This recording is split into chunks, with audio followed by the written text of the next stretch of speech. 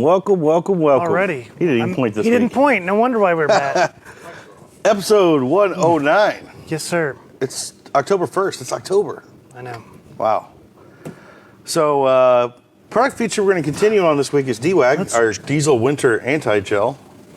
But we're going to take a different angle, I guess. People probably don't believe us, but we literally walk in here like 1 minute before we go live, so. I was here 2 minutes. You were. I'll be honest, I was early today. You were. Jeff Obermeyer, can I use the winter anti-gel along with your LX4? And Dan Yost is there saying free stuff, because that's what Dan Yost does. But if Dan Yost gets a window banner, he gets free stuff. I keep telling him that, but I'm still waiting on the whole window banner.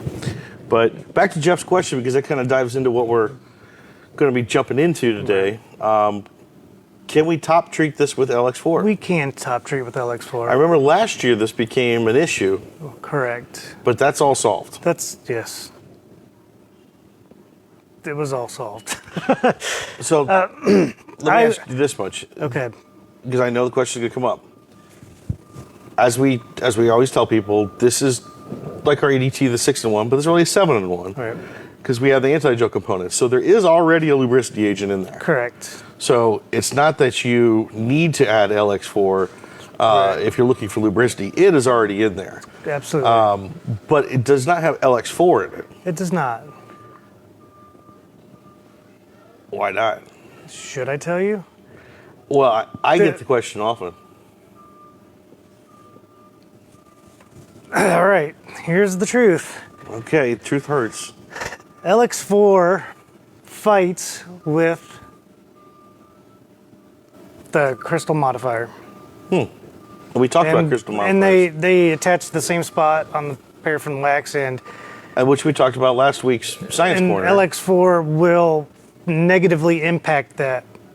However, once it's in the fuel. once it's in the fuel, it's fine. But it doesn't work in this formula yet. I haven't had a chance to get to it.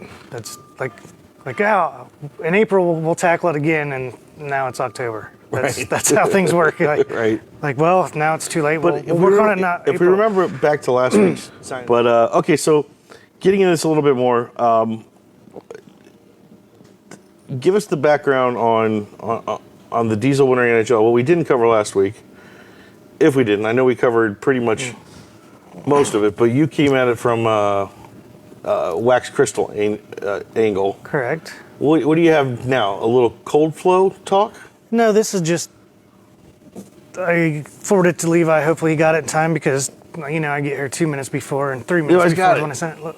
Ooh, there it is. I think so. There's just a bunch of random fuels that we test, different points in the year.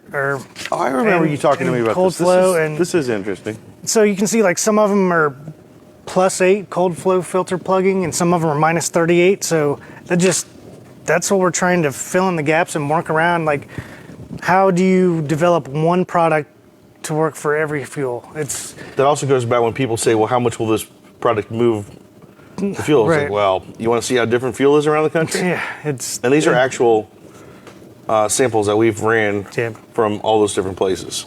Yes. Give me an example. And we have a bunch more from Utah coming in here in a few weeks. Okay. So. From Todd? Yes. Nice. Give me some examples of maybe like on the high end and the low end. High end is like +8. Cold. Where was that at? I can't even say it. Cold filter plugging point. Right. Well, if I had it highlighted, it would be easier.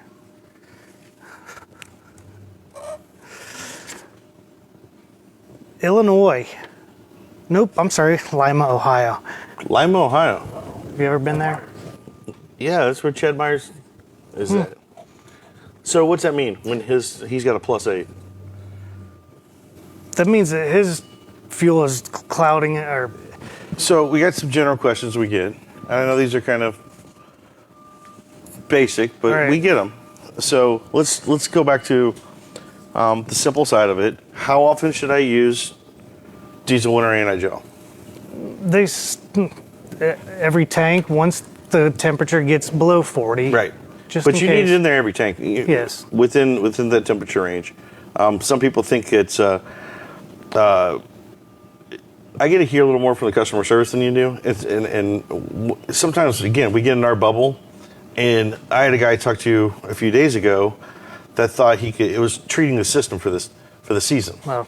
So he's like, I just already ran AntiGel. Can I go back to EDT now for the rest of it? It's like, no, because you're really treating the fuel. As soon as that tank's dry, you put fresh fuel in again, you're going to need to have AntiGel in the next fuel. So Absolutely. How often should you use it? All throughout the cold season if you're in a cold climate. Yes. Is that recommended for all diesel engines? Indeed it is. So no matter which type we're talking about here, you're good. Yes. Because it's treating the fuel. Because it's treating the fuel. Anything that's needing that fuel to run. And really it's the fuel that's gelling that we're Correct. So outside of just automotive applications, when we get into agriculture and all that, same thing. Right. And we see this time of year, a lot of them are, well, they're not done for the season yet, but a lot of them are looking at that. And we talked a couple episodes about stabilization too. Well, that's a good thing about our AntiGel. Again, it's not just an AntiGel, it's a 7-in-1. There's a fuel stabilizer in there. A lot of our agriculture, our farmers, buy this in bulk and bulk treat their tanks. Sam Elliott Sanchez says, is EDT not needed while using the AntiGel? Not needed. Sam, it is not needed. It's already part of the formula. So a backwards way to say it is the AntiGel is EDT with a cold flow improver. Right. I should say, instead of AntiGel component with the EDT added. with a caveat depending that our on which- EDT now has LX4. Correct. Our diesel winter AntiGel uses our older, our previous Correct. lubricity agent, which is Yes. still good. Yes. So, to answer your question, Sam, I know we really like to. I think I mentioned this like last week that, and we often get the question too that people sometimes think this is just an AntiGel component. I will say this much: the dosage, it is 1 ounce to, well, they call it in here 4 ounces to 31.25. It comes down to about 1 ounce to 8 gallons, whereas our EDT is 1 ounce to 25 gallons. So Look at me learning. you're getting there, kid. You're getting there. So if you assume a 25 gallon tank, here's the best way I'm going to explain it. If you're using EDT and you're using the 1 ounce per 25 gallon dosage, you're going to need 3 ounces of diesel winter AntiGel. What that basically means is you're still putting that 1 ounce of EDT in there, but you're getting 2 ounces of AntiGel. He's going to let me say that because it's not. Joey Nunez says, what if where I fill up at the fuel is already treated? Well, that's why Joey, when we went over this chart just a minute ago of all the different fuels out there, that's a big difference you're seeing. We do a lot of testing and some of the stuff we shared in the past with unadvertised fuel, like from the refinery. It's really interesting stuff to play with because that's what the lab likes to test on a lot because of the synergies that happen with multiple additives. It's really tough to test and get solid science out of something when you're already mixing in a bowl that somebody's already put a bunch of stuff into. So we often use unadvertised fuel to baseline stuff and figure stuff out. And then we try to put it into real world applications where then you guys will go get some number 2 out of the pump and say, all right, theoretically this is to work off unadvertised. Well, how much has been done to it? That is why all these numbers are off the charts.